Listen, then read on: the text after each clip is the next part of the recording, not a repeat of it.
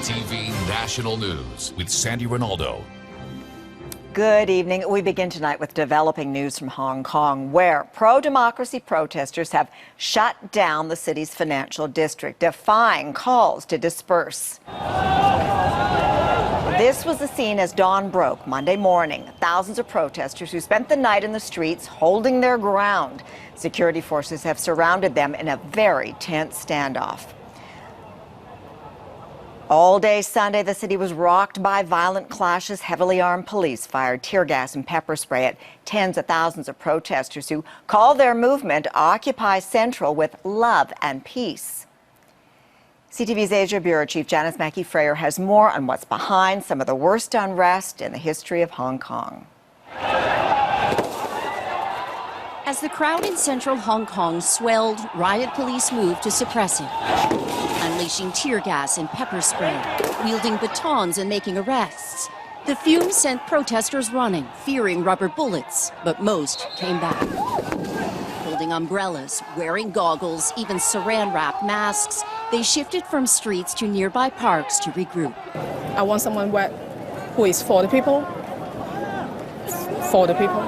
and consider own good of us, not for the Chinese government only. It is a bold call for democracy here, since China ruled it would vet and approve any candidate vying to be Hong Kong's next leader. To demand a free vote, thousands are vowing civil disobedience and a full occupation of the city's financial center. Hong Kong's current leader, appointed by Beijing, declared the protest unlawful and illegal and said order would be restored. The police shall continue to handle the situation in accordance with the law. Hong Kong enjoys freedoms unseen on the mainland, rights that protesters believe are at risk under a leader and system controlled by China's communist government. Our students are striking for their future and true democracy.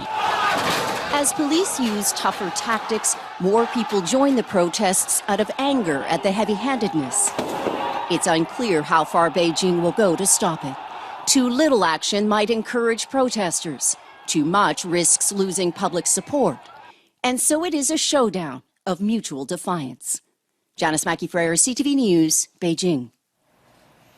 And late tonight, the unrest spread to Taiwan, where about 100 protesters occupied an office building in Taipei, demanding democratic reforms in Taiwan and Hong Kong. Earlier, hundreds gathered in Taiwan's Liberty Square, watching live coverage from Hong Kong. Taiwan's government has rejected Chinese calls for reunification.